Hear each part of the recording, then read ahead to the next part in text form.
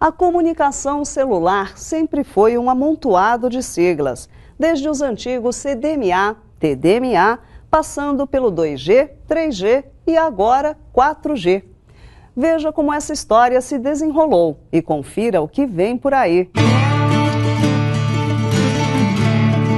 AMPS, TDMA, GSM, CDMA, ED e LTE. Juntas, para muita gente, essas siglas não são nada mais do que uma verdadeira sopa de letrinhas. Mas, mais uma vez, a gente explica. Essas são as diferentes tecnologias usadas desde os anos 80 até hoje na telefonia móvel. Isso mesmo, no seu celular aí. Será que você saberia dizer qual é utilizada aí no seu aparelho? Bom, antes de começar, vale lembrar que a telefonia celular é um sistema de transmissão que utiliza ondas de radiofrequência, assim como o rádio e os walkie-talkies, por exemplo. Mas não tão simples assim.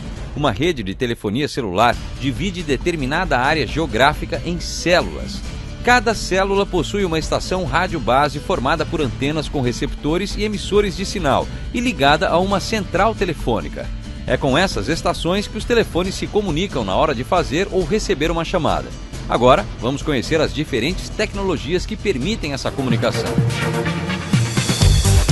Começamos pela antiga e extinta rede 1G, sistema analógico que era designado pela sigla AMPS, Advanced Mobile Phone System, ou Sistema Avançado de Telefonia Móvel.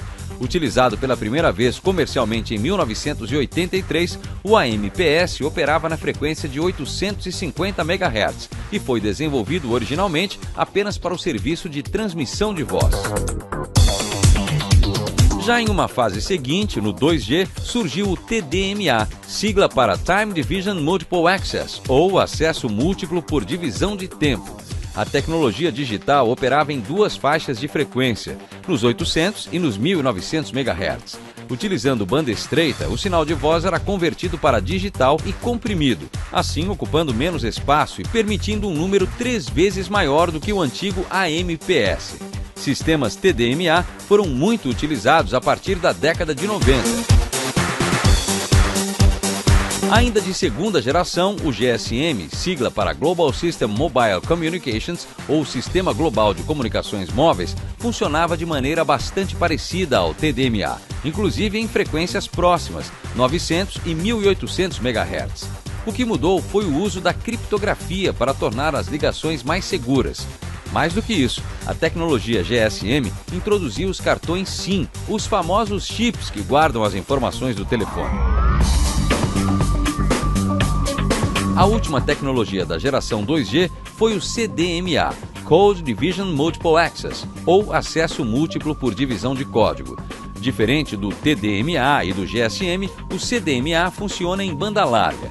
Depois de transformar o sinal de voz em digital, o CDMA divide a informação em vários pacotes e o distribui por toda a banda disponível. Como cada chamada recebe um código único, muitas chamadas podem trafegar por toda a banda utilizada ao mesmo tempo. A única semelhança com o TDMA são as faixas de frequência de 800 e 1900 MHz. Antes de chegarmos ao 3G, passamos uma fase intermediária nessa evolução, o 2,5G. Pois é, antes a telefonia celular permitia apenas comunicação por voz, mas como todos nós sabemos, hoje a telefonia móvel também possibilita a troca de mensagens de textos e acesso à internet. Essas possibilidades viraram realidade a partir dos padrões 2G, porém começaram a atrair usuários de maneira ampla com a chegada das tecnologias 2,5G. Outros sistemas de comunicação surgiram nesse intervalo. A primeira tecnologia foi a GPRS, que elevou as taxas de transferência de dados nas redes GSM existentes.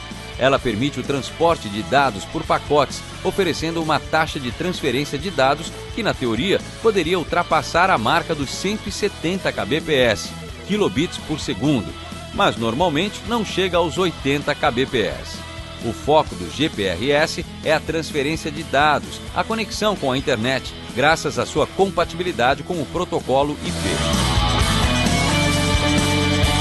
Também com base na tecnologia GSM, surgiu mais uma evolução, cuja sigla é EDGE, Enhanced Data Rates for GSM, ou transferência de dados melhorada para a evolução do GSM.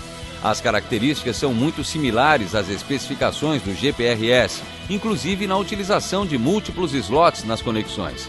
Mas a velocidade máxima teórica da tecnologia subiu para 473 kbps. Há quem considere a tecnologia EDGE como parte da categoria 3G, mas oficialmente o padrão não é reconhecido como tal, no máximo um 2,75G. Então chegamos à terceira geração de tecnologias de telefonia móvel, o 3G. O acesso à internet a partir do celular se torna mais popular com os padrões 3G por causa de sua velocidade. A primeira é a WCDMA, um dos padrões escolhidos como tecnologia 3G. O WCDMA é um padrão para uso de radiofrequência baseado nos mesmos conceitos de comunicação do CDMA. Porém, a velocidade de conexão é bem superior, chegando a 2 megabits por segundo. O padrão WCDMA é mais uma evolução do GSM, e assim o primeiro adotado pelas operadoras por oferecer custo reduzido. Em seguida surgiu o HSPA, uma tecnologia de acesso que alcança teoricamente taxas de 7,2 megabits por segundo. É uma evolução dos padrões GPRS e EDGE.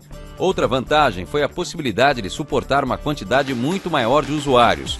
O HSPA evoluído foi chamado de HSPA Plus e, na teoria, trabalha com taxas de até 168 megabits por segundo.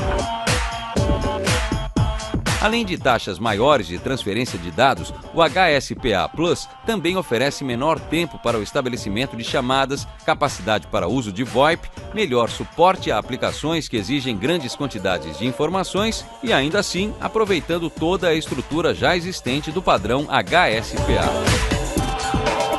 Recentemente, fomos oficialmente apresentados ao 4G. E você sabe qual foi a tecnologia de comunicação adotada? O LTE, Long Term Evolution, ou evolução de longo prazo.